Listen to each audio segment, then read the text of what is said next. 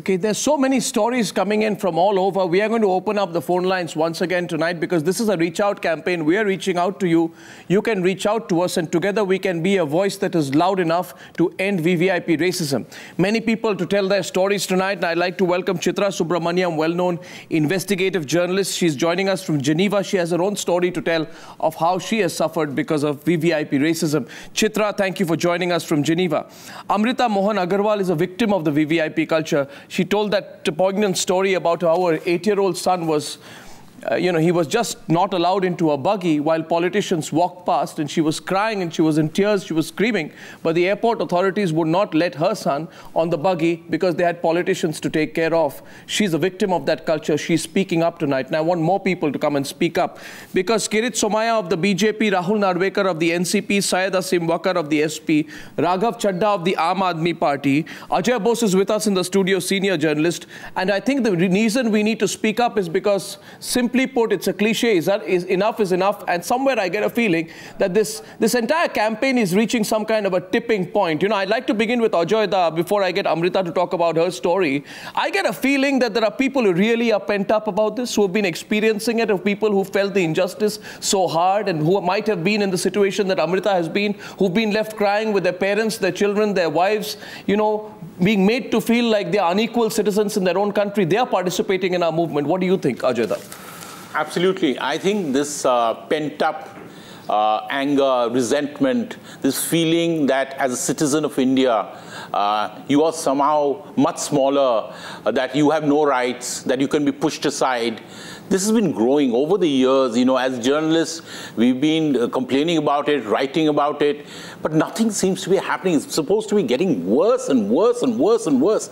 And Arnab, really, your blood starts boiling because it's now reached a state where everybody, anywhere, seems to have no rights at all in this country. And I think it's time we pushed back. And I think what is happening is the public now no longer is ready to take it anymore. Yeah. And one of the people there who has been humiliated the most, in fact, when I read Amrita's letter, when it came into our mailbox, when I read it, anyone would empathize with it. And you just feel so sorry that this is what is happening to a taxpayer in our country.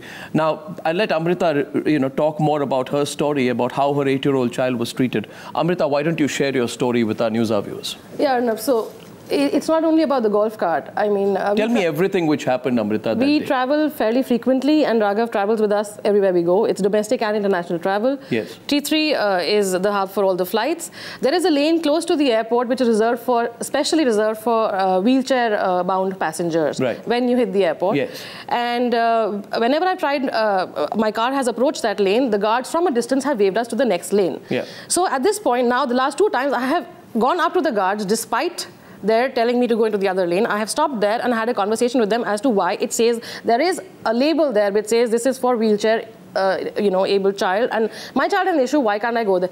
This is reserved for VIP. You're not a VIP, you have to go in that lane. Sure. We go from there, past the security. You mentioned, as I said, we never get a golf cart. They're always reserved or they're being charged. Now, at one instance, I just like to say this, Raghav, when he's sitting, you don't get to know that there is an issue with him. It's only when he's walking, he's wobbly, can't walk by himself, so you get to know. Otherwise, he's just a normal child. Yes. So when I asked for a golf cart, the guy said, no, it's charging. And then, okay, I must have had a bit of a altercation with him, and I said, whatever, said something, cursed him, this, that, and the other, and I just held Raghav's hand and I made him walk.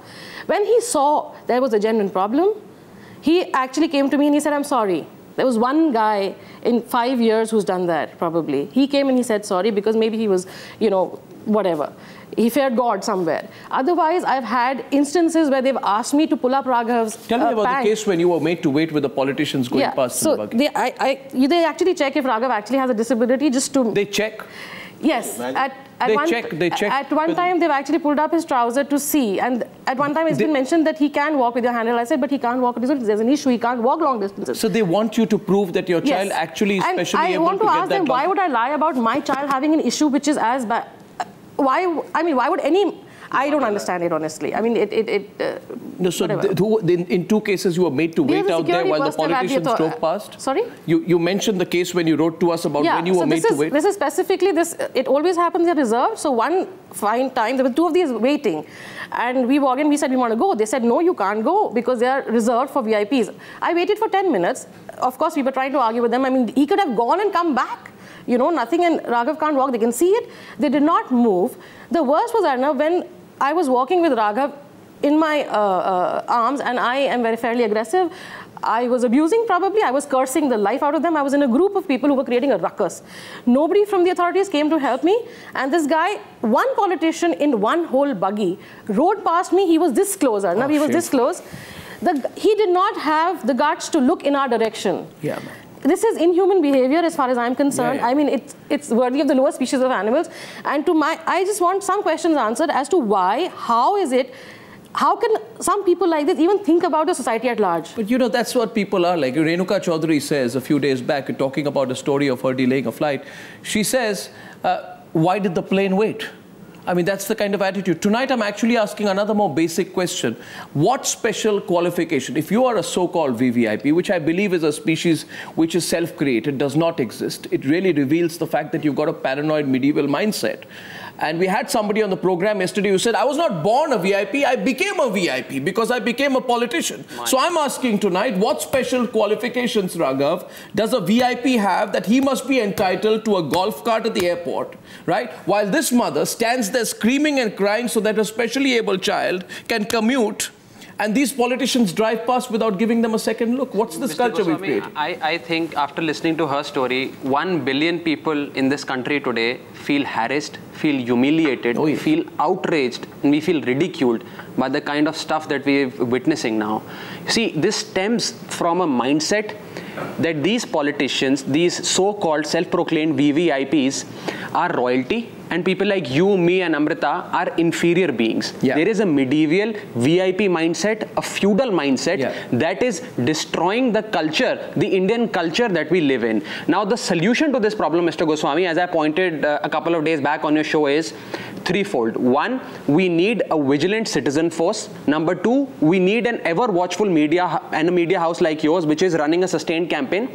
And third, we need to use instruments like the RTI, like the CIC, and make sure that these thick-skinned people are named and shamed. Otherwise, there is no end to this. They have become so thick-skinned, their attitude of hubris and arrogance has reached such a level that they will never stop. And they don't know that by doing this, they are destroying the idea of equality that is there in this country. They draw patterns of discrimination, they draw hierarchy, and they draw a feeling, assert a feeling of exclusion. Absolutely, that they are royalty, you and me are inferior. I think it's high time we name and shame each one of them. So we name and shame. And yesterday I said this, let's for example ask Rahul Narvekar, who's from the NCP. You know, Rahul, this is how an average Indian citizen is treated, right? She holds a child in her own arms, and the VVIP drives past in a buggy that has been reserved from. And on the other hand, Mr. Narvekar, your Praful Patel's daughter, when he's civil aviation minister, is given a different plane by Air India,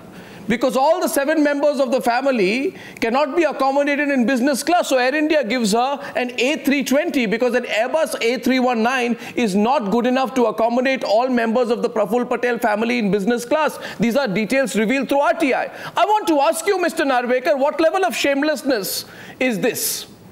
And do you not feel that somewhere people will just snap, and they're already rejecting so many of you, but they'll snap.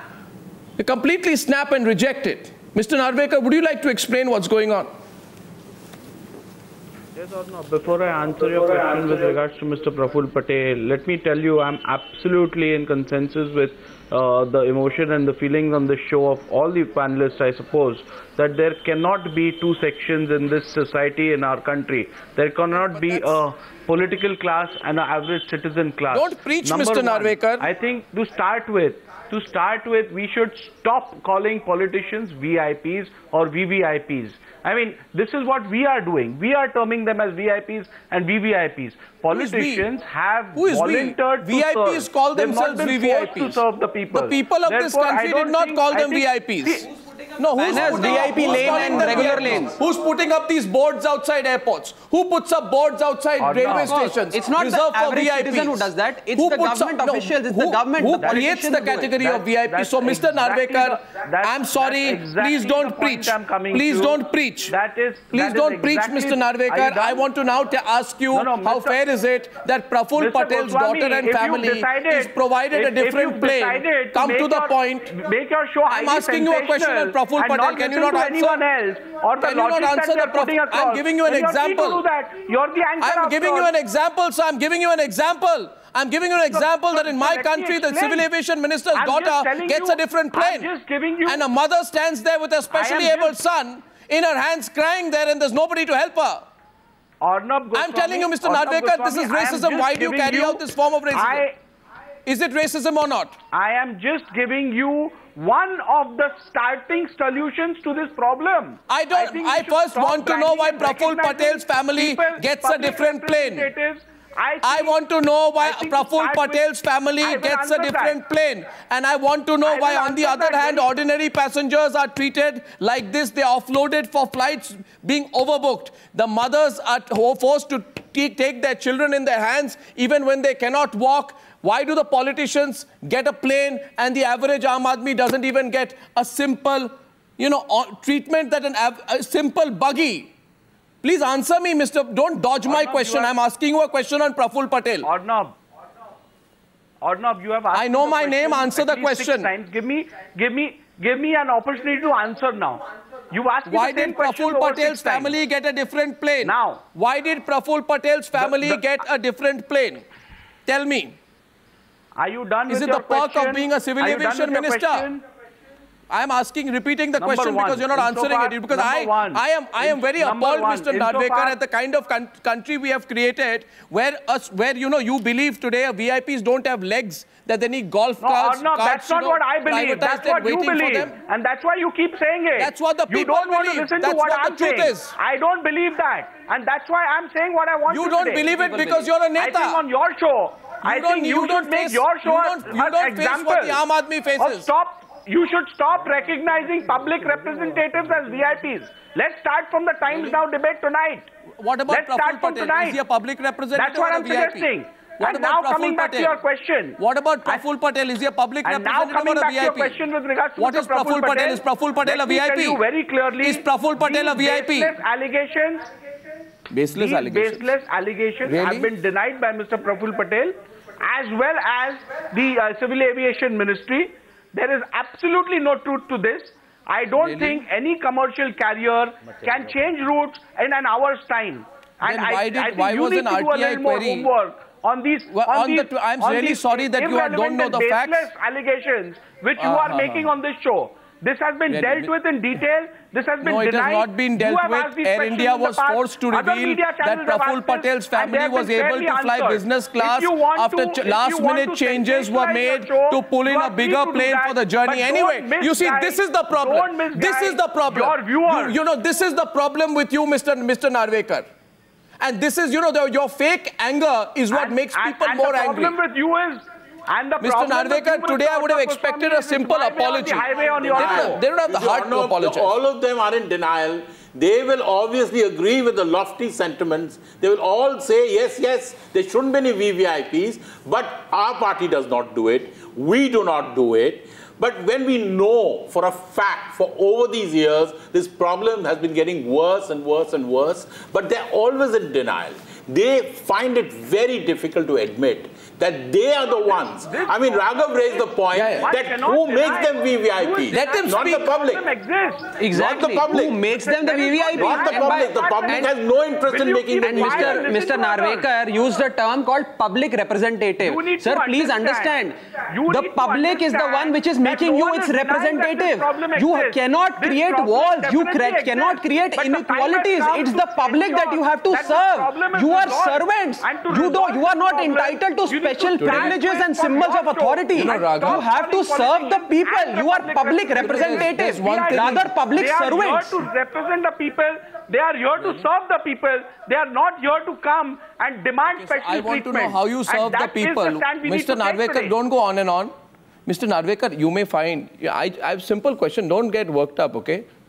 Relax. We are asking you questions because people are asking you questions. You may want so what I'm saying, Mr. Narvekar, relax. I'm telling you to, I'm taking you to chill, Mr. Narvekar. My question is very simple. I refuse to believe that it is a coincidence that a bigger plane is called in so that the Patel family can go travel abroad.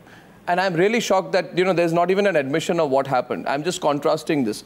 Anyway, a lot of things happen in our country. I now want to invite Chitra Subramaniam, who has her own story to tell. And ladies and gentlemen, I'm going to open up the phone lines in some time. And I also want all our viewers to note one thing. What are the politicians doing on the program tonight? They begin by saying, we actually agree with what you're saying. We also believe that what's happening is very wrong, etc., etc. But... and then they say the solution is so long-term, we don't believe VIPs, and then they go on to make their big treaties. Is there a tone of genuine apology in Rahul Narvekar tonight? There isn't. Is there a sincere feeling of shame today in any of the politicians who have spoken? Are they seriously embarrassed? Are they seriously embarrassed at what they have done? No. There is still that defiance. We will fight you. So let me tell you, Mr. Narvekar, we will fight you too. Not with me, Mr. Goswami. Not all. No, we will fight you too. We will fight all politicians who have corrupted the system so much. You can take this as a declaration of intent, Mr. Narvekar. I have seen, Mr. Arnab Goswami, I have seen these tricks of yours for too long to fall for them. You know what my stand is, you know what my position is, but you want to make your debate sensational. That's why you want to color a story which I have not put forward. The problem is, Mr. Narvekar, your problem, Mr. Narvekar. No, 1 second. Mr. Narvekar, just keep quiet for a while. Politicians should keep quiet also sometimes. The question is this. I'll tell you one more story about the NCP. I'll tell you, I know that, Mr. Narvekar, you have recently joined the NCP. Why don't I'll talk about solutions. You're sounding like Suresh Kalmadi. You're sounding like Suresh Kalmadi now. When we told Suresh Kalmadi that there has been a CWG scam, you know what Suresh Kalmadi said? Suresh Kalmadi said, let us find systemic solutions for corruption in this country. When we told A. Raja that you know, Mr. A. Raja, you need to answer. You know what Mr. A. Raja said? Let us find systemic solutions for corruption in this country. Right? And when the Prime Minister of India, former Prime Minister Manmohan Singh was asked questions, let's find systemic solutions. Solution has to come from society. What absolute tripe. What rubbish. I'll tell you something about your party. A notice was sent to 2 engineers of the PWD department. Now have the heart to listen. A notice was sent to 2 engineers of the Public Works Department in Maharashtra in July last year. Do you know why? Because Mr. Narvekar's leader, Ajit Pawar, was not served ice cream during the meal. My God. Rubbish. You have got it all wrong. You have got it all wrong. Obviously, we must be getting it wrong that we speak the truth. And Amrita wants to say something to you. Amrita wants to say something to you. Amrita is saying something. At least listen to Amrita, if not me. If you continue, I put you to here comes the threat. Here comes the threat. You are making baseless allegations and... Here comes the threat. Carry on. Bring forward the threat. Come on. People are watching. Here comes the threat. What threat are you talking about? You are in the habit, Mr. Arnab Goswami, you are in the habit of making baseless allegations. And time has come when someone questions this. You are making baseless... What ice cream are you talking about? Where do you get this fake story from? From some sister concern newspaper of yours? Why are you getting worked up, Mr. Narvekar? Why are you getting worked up? What are you talking about? It's time, Mr. Arnab Goswami, it's time that you do responsible journalism. When you say something on channel or national television, Mr. Narvekar, and you will teach me responsible journalism. Kindly support what you've said with evidence. Let me tell you. 2 engineers, I'm reading a news report. I'm reading a news report. I'm reading it. Now you want me, I'll tell you one thing. I'll tell you one thing. Sorry, but 1 minute, Mr. Narvekar. The ice cream cannot come on the program to give proof that it was not. So if you want me to produce the ice cream and interview the ice cream to ask the ice cream, Mr. Ice Cream, were you served to Mr. Pawar? I can't interview the ice cream. So don't give me that kind of silly Probably you don't have the fortune of knowing. You probably don't have, Mr. Arnab Goswami, truth is bitter, swallow it sometimes. The fortune of knowing this individual well. I do know this individual very well. Of course, I'm sure, like you. Let me tell you, the habit of having the habit and privileges of having dessert after a meal are probably restricted to Mr. Arnab Goswami. This is so Mr. Ajit Pawar doesn't even indulge in sweets after meal. Did you know that? Did you know that? This is abysmal. But we are challenging you. We are challenging you now. You get that? We are challenging you. And Chitra Subramaniam has a story to share. But before that, Amrita wanted to say something to you while she was listening to you. Amrita has suffered, Mr. Narvekar, and let me tell you, people who suffer realize. And you are threatening people today. You are threatening all the people of this country. You're telling the people of this country, hold back, we'll push back against you. And let me tell you, the more the threats, the more the evidence, the more the threats, the more the stories, the more the threats, the more the public participation in our movement. We've had it with you, Mr. Narvekar, with VVIP racism. Now, Ms. Amrita wants to ask you a question. Amrita. I just want to say that this is not a one-off situation. I have taken this up, this matter with the authorities since the last 2 years. I have mails to prove that I've written to the manager. I've got a response. We'll look into it. I have traveled repeatedly every 2 months with my son. The situation has not changed. There is no change. And it's not, I mean, we have done everything that we could. We've written, we've created a ruckus. Nobody listens. Things don't change. It's appalling. It's such a small thing. They're just standing there, those guys. You have a large workforce at T3. They're just standing there twiddling their thumbs. It's become an excuse. VIP treatment has become an excuse. There are no wheelchairs at the airport. And when you go inside, the wheelchairs are being used to ferry barricades, movable barricades for VIP treatment. I have a photograph to prove that. Can somebody please deny that? Why? I mean, can somebody explain to me why a wheelchair was being used to ferry, furniture? When my son, who cannot walk, cannot get a wheelchair, what are you talking about? I mean, incredible. Absolutely. I mean, you know, okay, me and my husband are one of the few honest taxpayers in the country. I can very proudly say that. I demand some fairness for my son for a condition for which I am entitled to. I'm not asking for a fancy house. I'm not asking for a fancy AC. I'm not asking for anything. I'm asking for basic human rights, for heaven's sake. We are considering moving out of the country now because the treatment that my son gets there is far better than the way he's treated here. That will be such a shame, Amrita. It's become a life that will be such a shame, me. Amrita. I think what we need to do is get together to resolve to end this culture of entitlement. I think we need to fight it together. And I think you need to know, Amrita, that you are not alone. This channel is flooded with examples. Yours was one of them. But this whole country is flooded with examples of people who want to fight. They just need a voice, Amrita. On a different so note, I'm just saying that. Just want to bring it up. My son cannot use a washroom at T3. None of the washrooms. 10 washrooms are closed. I mean, that's another sordid story by itself. But I'm saying, I mean, okay. And I have pictures. Reminiscent of the Watch. I want to, before I come to Chitra, who wants to, has her own story to tell here and her own views on this matter. I want to get our first caller tonight. The first caller is Swati, and she wants to say something on this live program. Swati Mishra is calling from Patna. Hi, Swati. Hi, Arnav. Good evening. And I'm so happy that you have picked up this issue in the most better way. I don't have words to express the manner in which you have raised this issue. And let me tell you, I fail to understand why these politicians are so insensitive. They are not at all apologetic. Forget about, asking for apology. They don't have shame at all. And what has happened, and I mean, I'm listening to what you were saying right now. Really, we have to come together and let them know one thing very clearly. If we have the right to elect them, we also have the right to reject them forever and ever. Yeah, absolutely. That's Absolutely, the sentiment. We're going to throw That's them the out sentiment. Now. Chitra, I want you to share your own experience tonight. And you wrote to me yesterday, and you are one of India's most celebrated investigative journalists. You're now based abroad. You wrote to me yesterday saying that we need to create a public movement to bring our democracy back. I want to know why you feel so strongly about it, what your own story is, and what you'd like to say. Chitra. Thanks, Arnab. Thanks for responding to my mail. And also, I live between Bangalore and Geneva, part of which is of public health importance. But my story, I have three things to say. One, that a lot of Indians think that service is servility. So even when you do not wish to have a privilege, they just swarm you with privilege.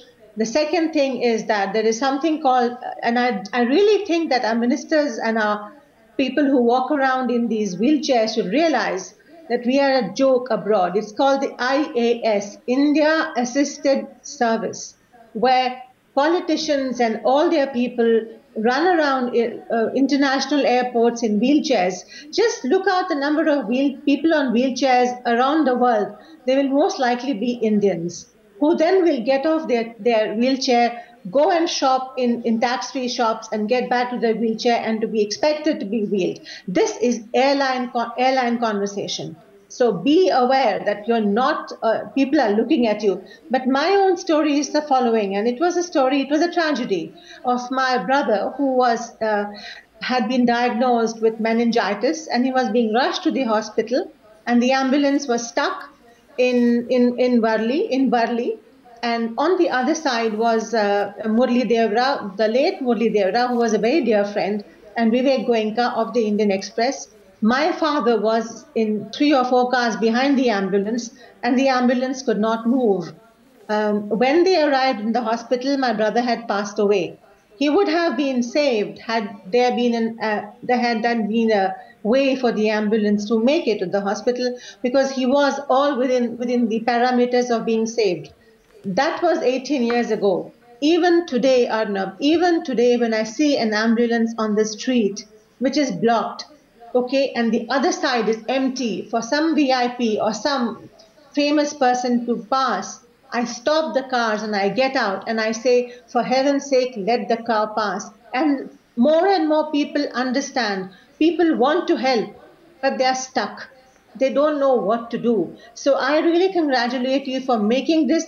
Let's use media advocacy to change this.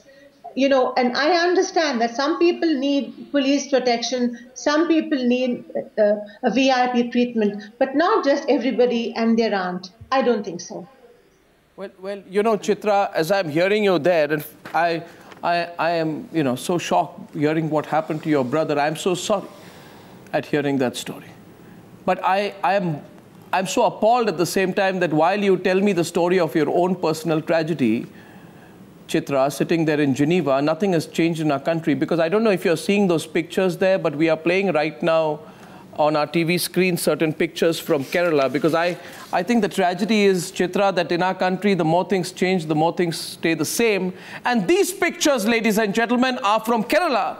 And you will see there, this is caught by our cameras, an ambulance is made to stop and wait. An ambulance is made to stop and wait so that the Kerala Chief Minister's convoy can cruise through. This incident took place in Thiruvananthapuram in November 2014. So my next question goes, since this incident happened in Mumbai, and I would say here today, Chitra, as I listen to you here today, that your brother, you know, suffered because of VVIP racism. But maybe at that point of time, we didn't have the impact, the media, to have that kind of impact. I asked Kirit Somaya tonight, who's a BJP member of parliament, and he's from Mumbai, that today, Mr. Somaya, exactly what happened to Chitra Subramaniam's brother happened once again, because Union Minister Nitin Gadkari was in town. I have those pictures as well. Not once, not twice, but twice.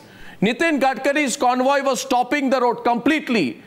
And I'm telling you this, if you stay anywhere in Bandra, you see how Nilesh Rane, Nitesh Rane, when they are on the road, it's like terror out there. Nobody can move. And this is what is happening all the time. Now tell me, Mr.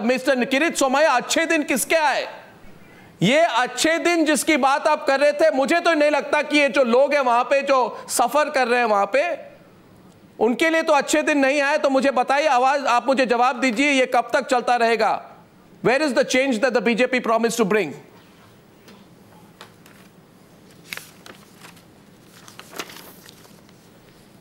Mr. Somaya, you can't hear me? Arnab? No, I can hear, but just I want to make first a request to you. You give me some time. You decide 1 sentence, 3 sentences, 1 minute, 3 minutes. But allow that to speak. If you agree, I will start.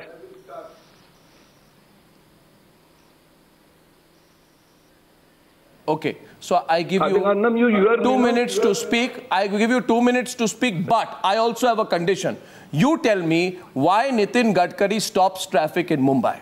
You don't give me a general reply. My condition is I want to know whether you think it is absolutely and utterly shameless for a union minister of a sarkar which promised Achhe Din to cause such inconvenience to the people by blocking the roads like this. Don't tell me he didn't know about it.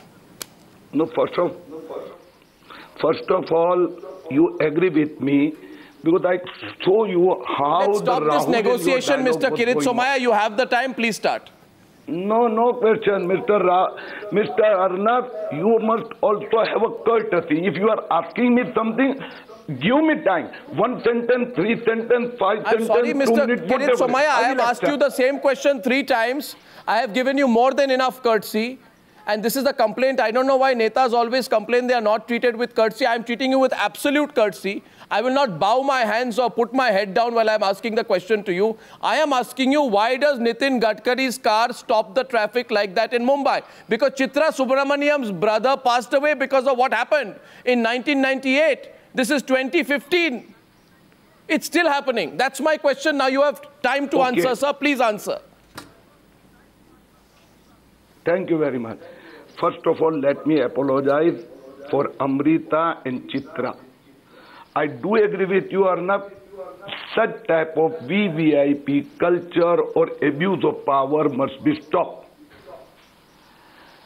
Just, I would also add, we will require some balance. If some important person with some important assignment, if there is a movement, we will have to try to balance it.